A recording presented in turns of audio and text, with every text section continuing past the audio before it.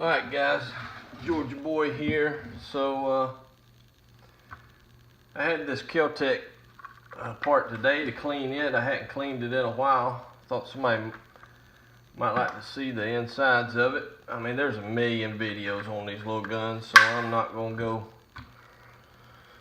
too much into detail. But I mean, there's the bolt.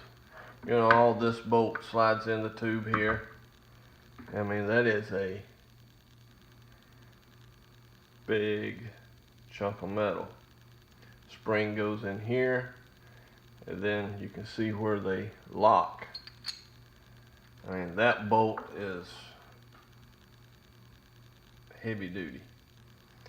You know, bolt face up here. It's got a big, beefy extractor. It's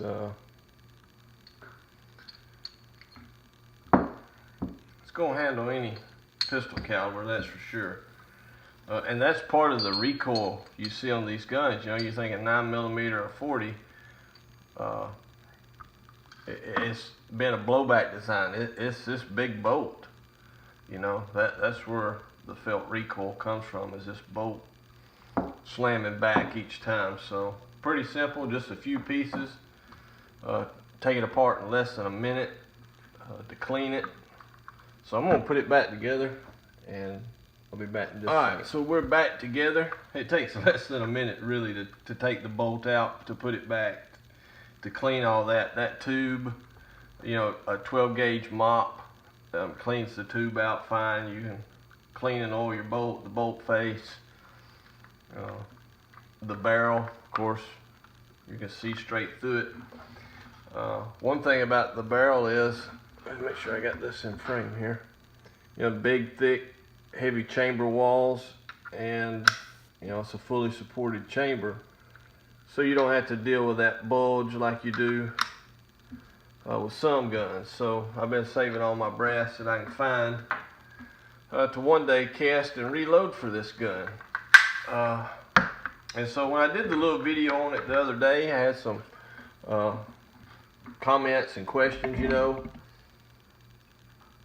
there's a million videos on this gun, especially from guys, you know, trying to build their channel with the latest and whatever, and oftentimes it's a bunch of hype, you know. So I thought some may want to hear the thoughts of a more traditionalist view on it, what I think about it, you know, from somebody who's not expecting rabid zombies to kick my door down any minute.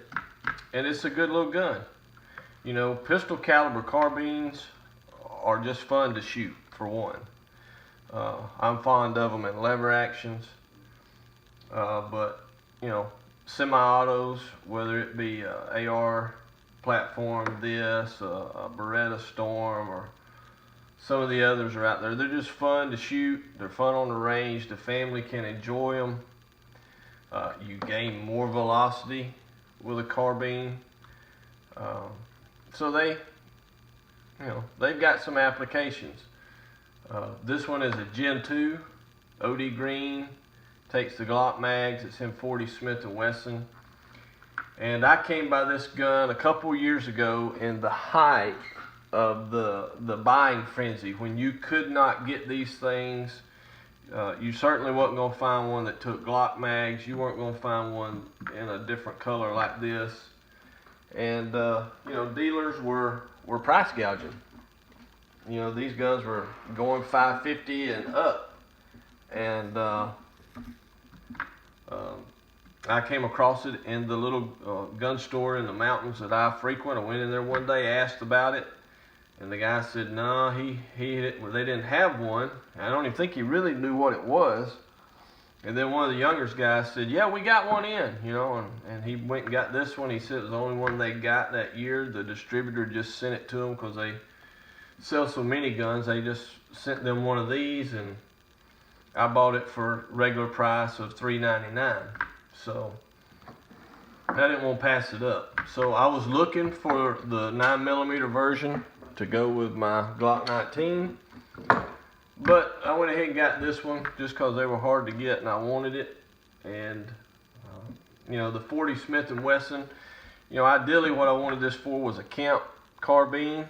And I thought, well, with the 40, I got a little more mass, I got a little more punch, and so that would probably serve the purpose well, you know, if it was reliable. And it has turned out to be reliable. It's been 100% with Glock magazines.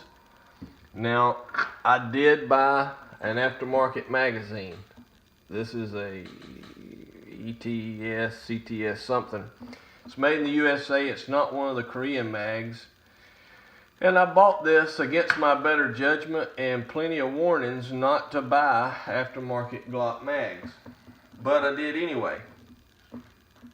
And it won't run with this gun.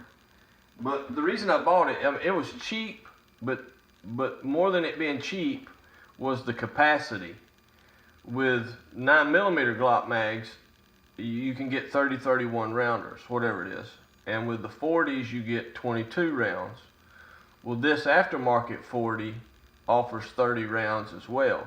And I thought, wow, you know, if that would work, it'd be great, but it wouldn't. So, you know, if you get one of these, just buy Glock mags and you'll be good. 22 rounds for 40, 30 for the 9mm, and it's been great.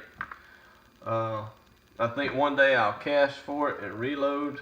I was talking to Mike Treen, and he was saying, you know, he thought the 165 grain was a better bullet weight for the 40 than the 180, and I think I would tend to agree with Mike, especially for, you know, for my application. I think 165 grain hard cast bullet, powder coated, you know, moving 1,200 feet per second would make a dandy little camp carbine round. I mean, that's got a little punch to it, a little penetration. And with a little gun you can fold up, drop in a backpack with a couple of mags. It's a good deal. So I like it. I'll probably pick up the 9mm version one day now that they're available. And so far, all I've had to do is this collar nut here. I've had to, it wouldn't stay put. I ended up putting a little blue thread locker there. Took care of that. And so my experience with it has been good. And about everybody you hear has the same good experience. So I think they're jam up little guns. They're good on the range, make good little truck guns and backpack guns. And you pick up a little bit of velocity out of a carbine. So my take is I like it. So anyways, hope you guys are having a good day wherever you're at.